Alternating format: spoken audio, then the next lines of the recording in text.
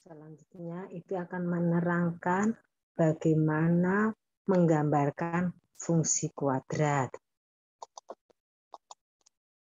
Fungsi kuadrat bentuk umumnya itu ada dua. Pertama, Y sama dengan AX kuadrat plus DX plus ini koefisiennya A, B-nya kecil, di mana X adalah variabel bebas, Y-nya variabel terikat, A, B, dan C konstanta. Sedangkan bentuk umum kedua, kebalikannya. X sama dengan huruf A besar Y kuadrat plus BY plus C.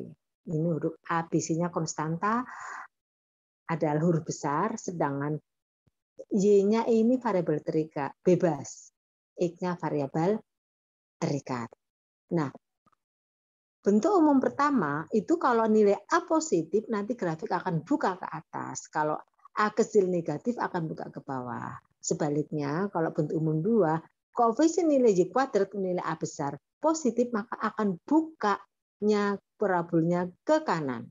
Kalau nilai A besar negatif, maka grafiknya akan buka ke kiri.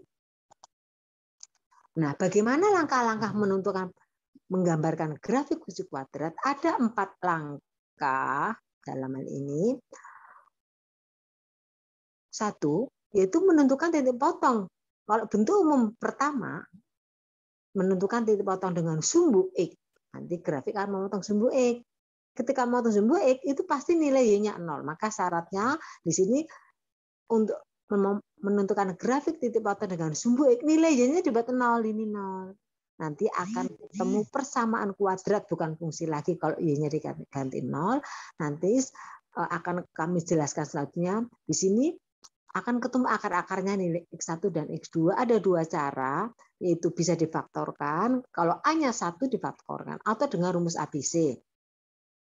Kedua, dengan menentukan titik potong dengan sumbu Y. Nanti grafik memotong sumbu Y di sini. Pada saat memotong sumbu Y, otomatis X-nya 0. Bagaimana menentukan ini pada saat X-nya 0?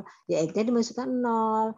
0 kali A kali 0 kuadrat ditambah B kali 0 sama dengan C. Maka ketemu nilai C. Maka titik potong dengan sumbu Y adalah ketik 0, C akan ketemu. Kemudian menentukan titik puncak ada rumusnya. Titik puncak itu X-nya rumusnya min B per 2A, min D besar dibagi 4A. D-nya itu diskriminan. Diskriminan adalah min rumusnya D itu B kuadrat min 4AC. Nah, kalau bentuk kedua pada prinsipnya sama. Anda menentukan titik potong sumbu X, ya Y-nya 0. Menentukan titik potong dengan sumbu Y, X-nya 0. Tetapi titik puncaknya dibalik. Nilai X-nya adalah min diskriminan.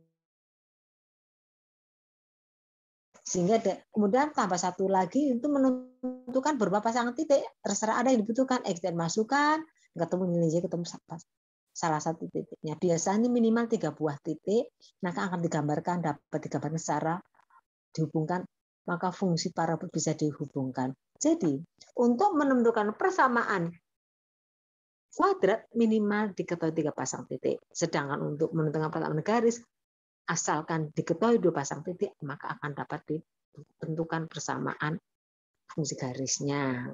Kalau persamaan fungsi kuadrat minimal 3 pasang titik, nanti titiknya harus memenuhi persamaan, nanti diselesaikan dengan cara eliminasi.